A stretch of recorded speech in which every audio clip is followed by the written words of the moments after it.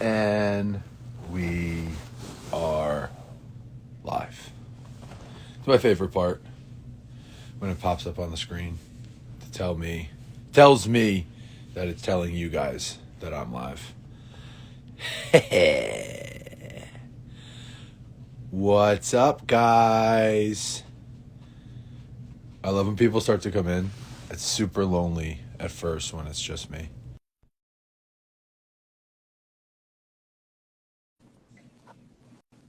It is.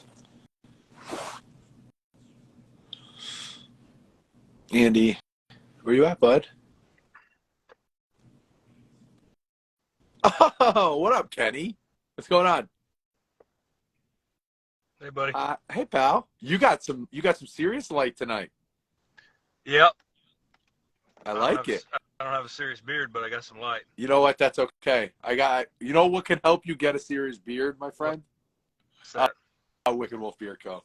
I put some. I'm gonna put some in and hope so we can get this thing.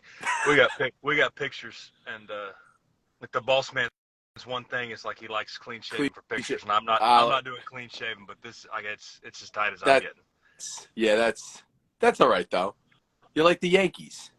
Nah. My wife doesn't usually like my beard. Okay. And I just went and shaved and came back, and she's like, "Ugh, I don't know if I like this." Oh, anymore. yeah? Oh, man. I'm like, great, honestly, no problem. It'll be right back. No problem. Erin actually looked at me the other day. She was like, yeah, you got to trim that a little bit. Just a little bit. I was like, it's a winter beard. Keeps my face warm. It's a little long. Bro, it is like dry. What is? I mean, just like, because you don't realize how unmoisturized your face gets. Oh, like your face is dry? Dry, yes. See? That's why everyone should just have a beard. It's better all around for everybody. I agree. Next week it'll be a little better. All right, good. So then we can talk about Wicked Wolf and your beard next week. We can talk about it. All right, State of the Union, episode 12. 12. Sponsored by 12. Yeah. Sponsored by Go Hard Barbell. The Go Hard Barbell. 3.0 coming soon. Oh. The Bergen County Training Systems. The Wicked Wolf Beard Oil Company. And the now defunct East Coast Training Systems. The now defunct. I love that we had a business together before we even actually met each other in person. Yep. How do you like that? And we made about $2,000 and spent it all in one night at the bar. One night in New York City. That's how it happened. Libations. R.I.P. That place is debunked too now. It should be. Probably after that night. There's so many napkins that night. It was coffee cake shots, and we rode a limo. We did. We sure did. Oh man. All right. Let's get into it. Question number 1. Let me pull it up. Sandy. Emily, what's up? Since you are both coaches and have female clients, how do you deal with their female issues that happens sometimes? I'll let you go first. This is just what I anticipated. Being on a podcast talking about yeah, no, I like that. Menstrual cycles and strength training. Louis would be proud. He would. Rest in peace. R.I.P. Yeah. So I don't want to get into like I don't want to use a bunch of buzzwords and stuff like that. No, it's just kind of been. I don't think we have to. It's been brought to my attention by several of my female clients. You know, one of which Emily is pretty. She's done a lot of research on it and kind of educated me to a certain extent. But the long and short of my knowledge of it is within a female cycle, there's kind of ebbs and flows with regards to performance and what they can and can't do and what they're capable of doing performance-wise. Mm-hmm. I think there's an entire cycle that people have written up, with regards to like what females can do, like a specific training protocol for the different, you need to be doing this early in your cycle and this in the middle and this in the end of your cycle. But the long and short of it is there's certain periods where women are not as strong. There's certain periods they overperform. So if you're coaching women and they show up at the gym one day and you're like, "What's your PR?" "Oh, it's 185."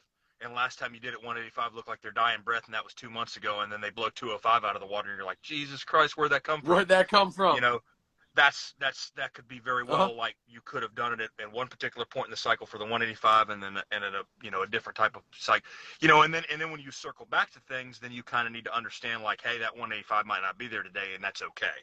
Right. So for me, it's kind of three things. I think with anybody, you have to be a little bit understanding that you're not always going to be at top performance all the time. And obviously I speak in terms of conjugate training, but when you speak in terms of conjugate training, you need to remember, number one, that the goal of the day is to strain on max effort day.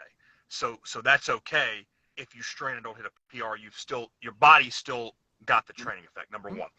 Number two, I'm big on taking PRs that are not your dying breath. So if your previous PR you didn't draw your last dying breath to get, even if it's not a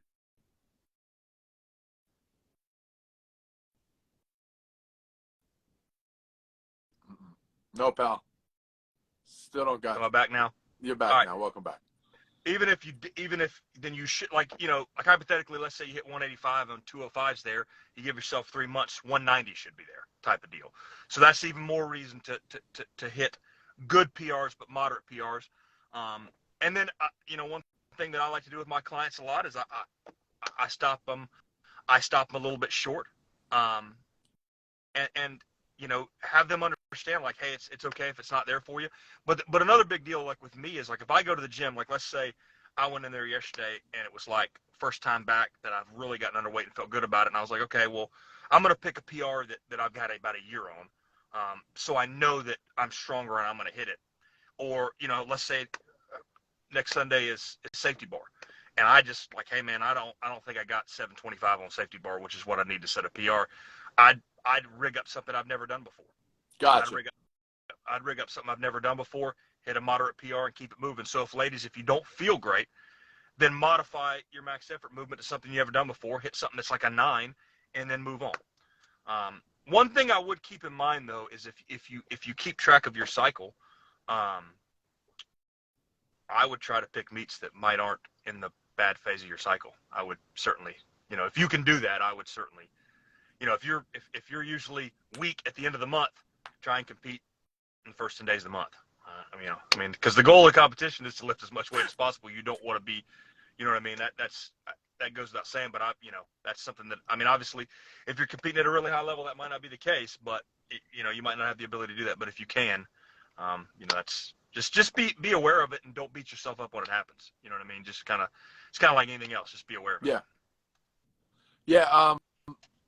You said something two things actually that I'm going to touch on. The first thing is keeping track of stuff. And this kind of goes for everyone. You should be keeping track of your numbers. Yeah. Right? All the time. You keep track of your numbers. Yeah, no. I do as I say, not as I do. I'm telling you that it would be smart of you as a lifter to keep track of your numbers. So in addition to keeping track of your numbers, ladies, just one other addition you can make to that notebook or that note on your phone or that Excel file spreadsheet is just like, hey, this month or this week, I'm feeling very good, or feeling kind of weak this week. And if that is continuous month over month over month, where like Andy said, if you don't feel very strong at the end of the month, then it's okay.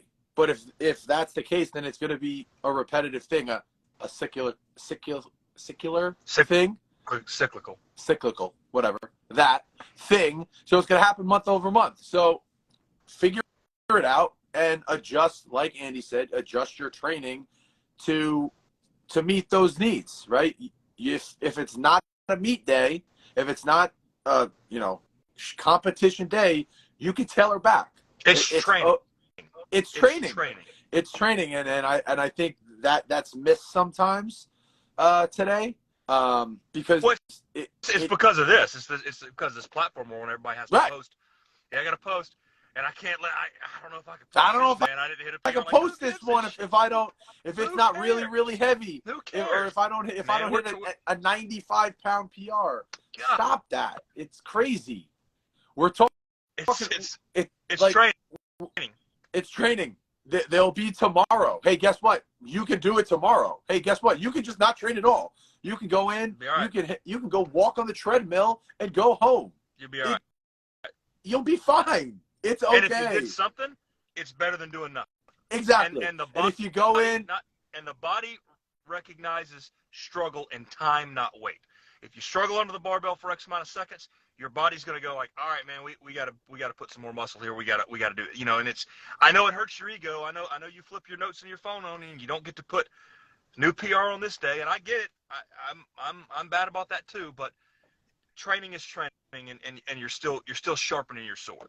Yes, because something else like Andy said was if you're not feeling that great, just a little tiny PR is fine, right? You should have some kind of rough estimate.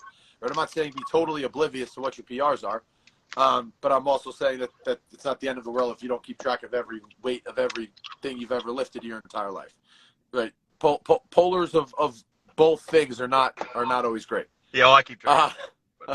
I got PRs on my phone from like 17. Dude. That's crazy to me.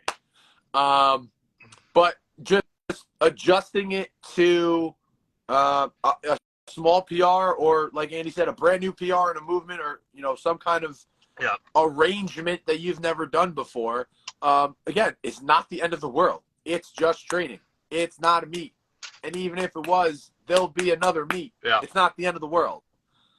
Right? Here's the other thing you can do is like, if you're a great deadlifter and everything pushes your deadlift up, then deadlift her at that time. You know what I mean? Right. Yeah. That's one fine. thing I do a lot is like I don't really like the Mars bar. I like having the Mars bar. I think it's a good bar to have, but I don't like it for PRs because it's easy. Right. It's so like that'd be a good day to hit. Mix the Mars bar in that time of the month. You know what I mean? It's change the stimulus, change your spinal length, and it's fine, and it's okay. You're doing something. Yep. You're doing something. Something is better. Is important. It is. And then the one last thing that I'm going to say is that's a very good example as to why I personally use RPE and go based on feel, because you're not going to be 100% every time you're in the gym. You're not going to feel great, right? There's going to be times where you don't sleep. There's going to be months where you don't sleep. And, it is what it is. And everybody's sometimes fighting a battle. Yeah. Everybody's got something going on behind the scenes. So that's kind of why and that's one of the main reasons why me personally, I love RPE method, training philosophy, whatever you want to call it. But I use that for main movements for myself and all my athletes. And I think that's one of the reasons why, because here's the other thing, ladies, you can't really do anything about it. Right, so it's not like you can. I mean, I guess you can, but we're not gonna talk about that. But, but I'm saying like even if like I don't get into this deal, but like even if you're delaying that, your body's still going through those cycles. Right. So like even if you're not, your body's still going through a cycle. Yeah. So even if you're using birth control, what have you, I could be wrong, but the way I understand it is like. You don't stop your body going through cycles of hydration and hormone, like that stuff is going to be there. Yeah. I guess like the hormone things are still going on. Yeah. So, and I think it's a good point to touch on one thing. Like this is something that I'm very particular about. Is like, to jump off that. Like, would you train women differently? No, I would not. No, I would train them exactly. Because like my thing is like, if you call yourself a coach, coaching is not writing a program for somebody, right? Like that's not coaching. Like I'm not a college baseball coach because I go, okay, you're gonna long toss on this thing, throw this many curve. Like that's not coaching. That is programming. That's programming. Anybody can programming and coaching are two very different things. Coaching is putting your arm around somebody or pulling somebody aside and going like, it's all right, you're gonna be fine. Like coaching is the human aspect of it. Correct. Coaching is dealing with emotions, with moods, with human beings, with all of these different things. That's what coaching is. So you guys that call yourself a coach and run a program out there and don't answer the phone when somebody calls you. You're a programmer. You're a programmer. And that's okay. That's okay. fine. That's fine. Make your money. I hope you make a killing. Just don't poach my clients. I hope you make a killing. But that's not coaching. Coaching. Correct. And like if I believe that the conjugate method is the best method to do, then I'm going to program everybody the same. I'm going to coach everybody differently. Amen, my friend. Hallelujah. Hallelujah. I'm going to programming is one thing, coaching is another thing. And the coaching aspect, I think, is what people miss. And people love to label this guy. I'm a coach. I'm a coach. I'm a coach. Okay, correct. Well, like, that's great. Correct. Coaching is communicating. Coaching is caring. Coaching is troubleshooting. Coaching is getting on people's asses. Coaching is all these things. And people miss on that. And like, if you have 150 clients, you're probably making a lot of money. You probably aren't coaching all 150 clients. No way. Okay? No way. It's not. It's Good not. for you, dude. And like, you're probably doing a great job getting them stronger. But actively coaching there's a relationship involved with that. I've coached 100 you've coached baseball, thousands of athletes. I've got in your relationships career. with all of them. Right. Some of them are good. Some of them are bad. Some of them are sour. Some of them are wonderful. But there's a relationship involved with it. There's conversations that happen. And there's a level of trust that goes along with that goes beyond writing on a piece of paper or a note card or a spreadsheet and shooting it through an email. And there's nothing wrong with that. Don't get me wrong. There's nothing wrong with that. But the coaching aspect is something different. And there are tons of coaches that are good programmers as well. So I'm not saying that, and I know you're not saying that either.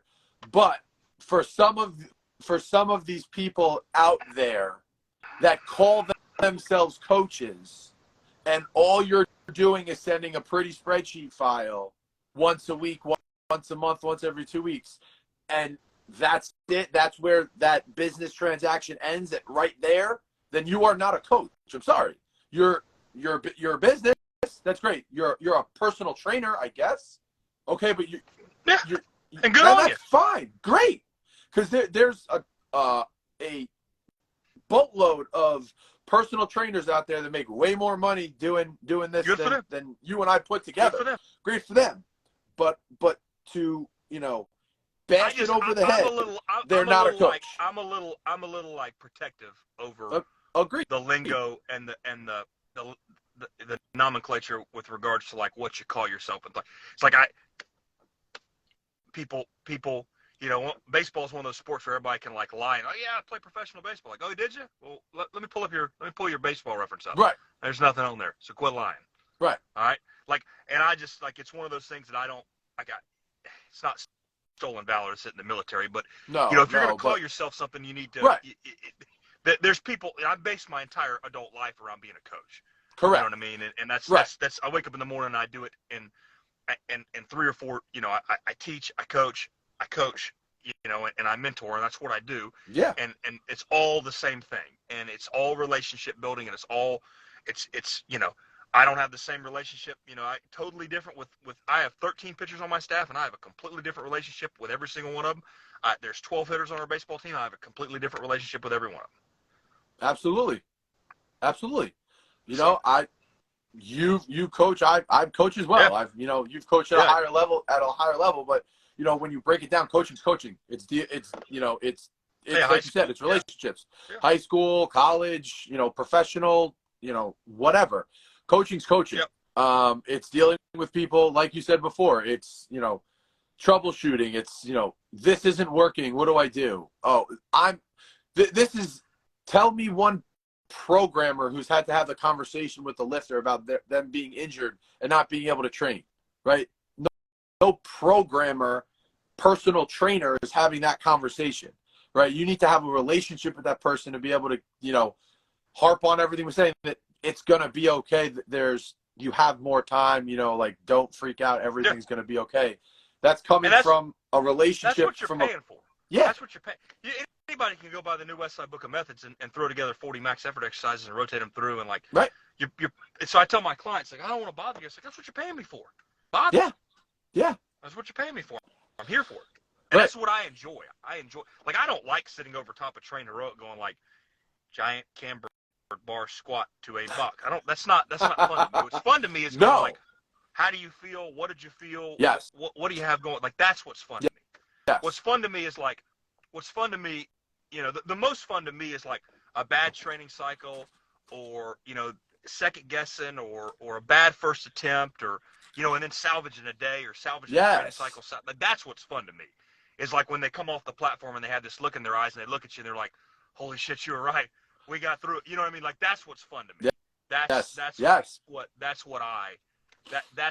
coaching to me, man. That's where I get like, I love PRs, and I love it when people, I love my lifters that just go off and like they get strong at a ridiculous pace. But like, I enjoy like that aspect of it a lot, like the coaching people through stuff. That's fun to me. So, but I look at it like any sport where you have your practices that lead up to your games. Yep. Right. So I enjoyed the build up of like a week to like a Friday night game where, all right, you start the week learning about them, then you're building, and then it's game time, right? Yep. It's the same thing, like you said, putting together a training cycle, or just a program. We're using the word, so we're programming, right? But then something doesn't go well, or they tweak something, and all right, well, the meet's time's ticking, so we got to now make adjustments. Happen, so you better be ready. The meet still got to happen, so we got to make adjustments. We got to we got to deviate from the plan, right? If you're getting a 16-week program and that's it, there is no deviation. Then what are you doing? Good luck.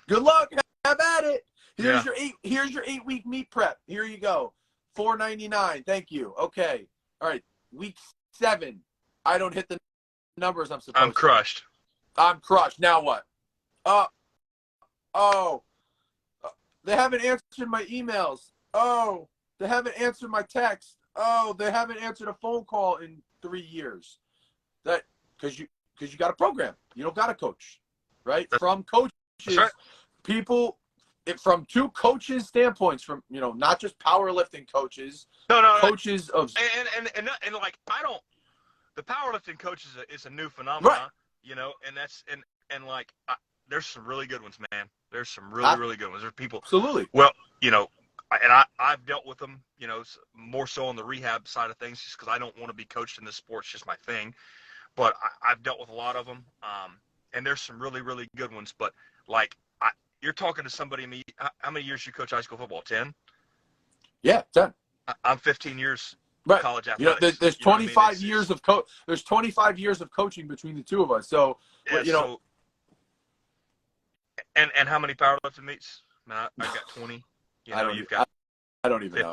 Yeah. I don't even know that I've coached and coached that and competed. I mean, I don't even know at this point. Coached that for me. I mean, this is 100. I don't even know at this point. I couldn't even begin to start to count or even gauge that number. Yeah, just and. Think about the hours, and now, so that's years, right?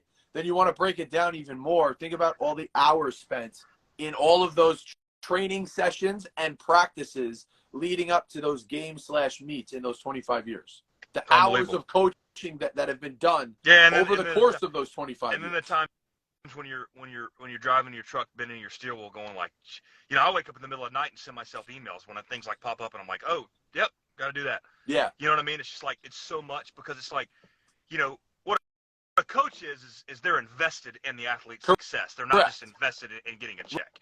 Right. And that's like, I'm not going to tell you that's what sets me apart from people or anything else. But like, if you come with me or you go with Chris, and like, I'm not competing against him for clients, but if I'm going to be invested in your success, like it's important to me that I tell this, it's my spiel when I recruit guys. I'm like, if you want to come pitch for somebody, that it matters to me if you improve and you have success, and this is a great place to come. Like, I'm not right. You're trusting me with your career, and I take that responsibility very, very I seriously. take that very, very, very seriously, because I've played for over my when my football career, I played for some very, very good coaches that I that are respected in the sport at, Sure. at the various levels, and coached with coaches who have, been coached at, have coached at very high levels. And I knew what that was like. So when I started powerlifting, like the thought of, I didn't really know anything. There wasn't really like, hey, I need a coach. Let's go get a coach. Right? That wasn't really a thing. Like, that was very few and far between. Now there's so many opportunities to work with actually good coaches, and Yep. people. I feel that people don't seize the opportunity because it's there now, where it wasn't there 10 years ago when I first started competing. Right? And your best coaches probably aren't hawking themselves and whoring themselves out on social media. You probably got to go look. Just because you know how to sell your programming doesn't mean they're good coaches. So I know you're on this soapbox, but do your homework. Like, the best coach probably doesn't have a lot of time to put together some really snazzy flyers and stuff like that. The best coaches you probably need to, you need to ask around about. Yeah, and again, but that's unfortunately not like pretty in present day in 2023. Yeah. That's right.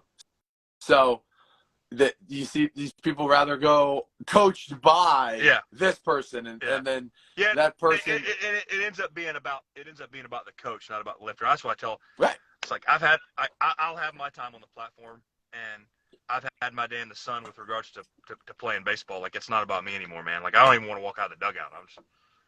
It's about you. It's about me helping you, achieve your stuff. So right, like I do my own lifting. My lift numbers don't lie. My numbers speak for themselves. I'm not gonna have to talk. Everybody knows who you are. I don't need to talk about myself. Yeah. But I like to think that my athletes speak for me as well, right? Yeah. Like, I think 100%, I like to, and I think that's the goal of any coach. That's you want your athletes worth to be anything. well coached. Yeah, they want to be well coached. Let's say best compliment I've ever gotten is judges coming up to me and going like, I like watching your lifters lift. Yeah. They know, Absolutely. like, they're prepared. They're prepared. Like, they know awesome. know what they're doing. They know what's going on. They're know not, how to act at meetings. Yes. They know how to behave at meetings. Yes. Like that. Yes, because that's one thing. That's one thing that is harped on. That things are going to look good. We're going to be professional about things. Act like an adult. We're going to act like an adult. Amen. Hallelujah. This is it's a shared experience. It's a warm-up room. There's a bunch of people around. It's just really important to everybody. It's not all about you. Yeah. So. Correct. All wow. Right. We got some more questions, do we? I don't even know if we have any more questions. I think that pretty much covers our time. We're gonna stick to this 30-minute thing, boys and girls. All right. We're gonna stick. We're gonna stick to it. And we're gonna be back next week because we're not going anywhere. I'm out of my sling. That's good. Oh yeah. Let's talk about that. How do you feel? Good actually. When are you able to do things? Back to the doctor's Thursday. I'm hoping. And then I'm hoping he gives me the JJ Watt arm brace. Okay. Because then I think once I get that, I'm like cleared to activity. Like, I haven't done anything. Yeah. I'm going like borderline stir crazy. I bet you are. Yeah. It's actually been a blessing because we were redlining there for a little bit. And it's nice to take it down a notch. Yeah, we were just a little bit.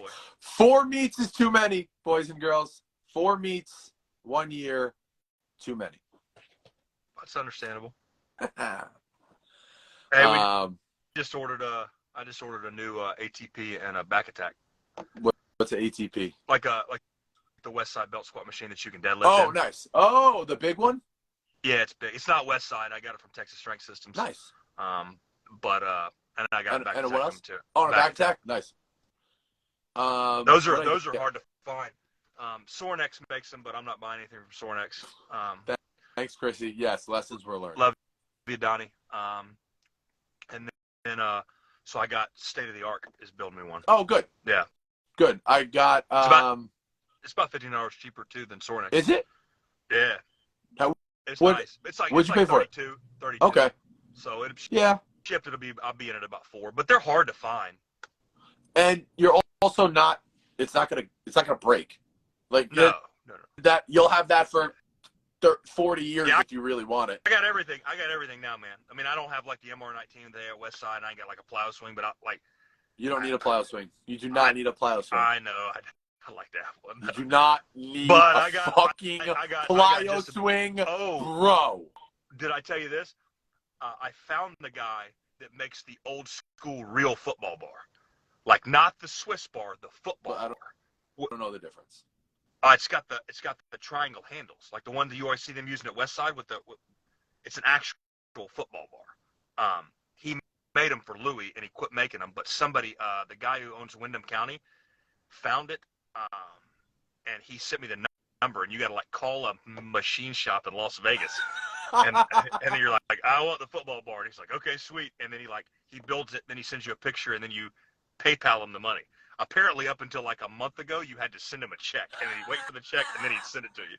It's like 1970s, like buying shit out of the back of. I like that. I'm so fired up, dude. You gotta send me a picture of what it looks like. I don't even know what it looks like. I can't even tell you what it looks like. It's totally different. It's whatever you see them using, but it's a totally different feel than an actual Swiss bar. So cool. So, I've wanted one forever, like because it's you see everybody at Westside. I need a giant camber bar, so anybody out there, state of the art made mine is excellent. Giant camber bar. Yeah, giant camber bar, state of the art. It's really good. It's the cheapest one you'll find. Good. I'll text cheaper than we get off there. Okay. What? Cheaper than the West Side one? West Side was like it was cheaper than the West Side one, and it was shipped. Oh. It's definitely cheaper than you can't get the West Side one. They're the only ones who will make you one now. The only issue with it, you can't get one from West Side anymore because I wanted one. They won't give me anything, and everything you see is the little one. I don't even fit in the little one. Fit in the little one. I don't fit in the little one.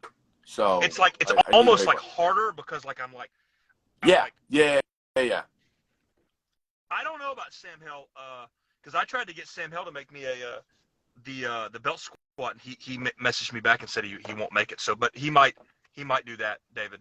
Why do people not want business? I don't understand why people don't want business. Well, what I think happens with some of these fabrication companies is they just make so many things. They make the same thing, and they just don't want to customize stuff. Texas Strength has been great. Now they're good to me because I have a rack, I have a bench, I have a back extension, I have a reverse hyper, I have a glute ham raise, I have a low row, I have a belt squat, I have a pull down, I have a chest supporter row, all from them. So like when I messaged them, I was like, hey, can you do this for me? They probably said, yeah, sure. Yeah, we're good. So, okay, so yeah, Sam Hill does that. So you might want to look and see what price is better between Sam Hill and State of the Art. I got one from State. The only issue with State of the Art one is there's no knurling on the top of the bar. I've never squatted on a giant camber bar with knurling. Yeah, I just wrapped it in it's thick though. It's really thick. And I just wrap it in whatchamacallit, hockey tape. Who? Oh, hockey tape. Yeah, okay. Hockey tape. So I'm fired up. I actually got through a full. Someone send me a message about who to reach out to. So I'm not. Someone just send me a message, please. Send me a message. Someone send me a message. Are you a Leggett's? Goddamn right I am. You're goddamn right I am. I love it. I love it. I paid. Oh man, is there anything else going on in the world that we need to talk about? Probably. Yes, please send it. Thank you. Did I see Aaron walking around back there? No. What? Is that a mirror or is that a window? That's a window. Okay. Oh yeah. Oh yeah. There we go. Hold on. First, let's thank our what's her title? She helps. Emily's website manager. Media manager. Emily is our media manager. So thank her. We're thanking her. We are now on Spotify and YouTube. Right. Legit. This is a we're legit also operation sponsorships. Now. Yeah, sponsorships are open. Wicked Wolf is in a media manager. I said that. Yeah, if anyone wants to hop on, you know. Yep. Hop on the train in the, well, it's just leaving the That's station. Right. That's right. I need a new shirt with sleeves. Yeah, you do. And I need. No, we're good. That's great. Yeah. That's I'm just disappointed that you're wearing an undershirt and you don't have the chest hair out like you did in the G-code sweater 2 weeks ago. Okay, we'll be back to that in next week. Apparently. I like it when you have the Horn of David medallion hanging in the chest hair. Yes, that's exactly right. Hey, if that's going to get us some views. On a scale of 1 to 10, how northern New Jersey are you? I'm wearing a legged sweater with no undershirt and tracksuit pants with the Horn of David hanging out the top. Oh, man. 11 out of 10. 11 out of 10. It's good. It's a good day. Sponsors. Yes. Go Hard Barbell. The BCB Training Systems. Wicked Wolf Beard Co. This is State of Go Hard Barbell Waffle House merchandise dropping this week, so be ready for it. Wait till you see it. It's fantastic. I can't wait. Oh, I can't wait. I better have one you got next week. Okay, you good. Got one. You got one. I'll see you next week, pal. All right, Bubba. Bye.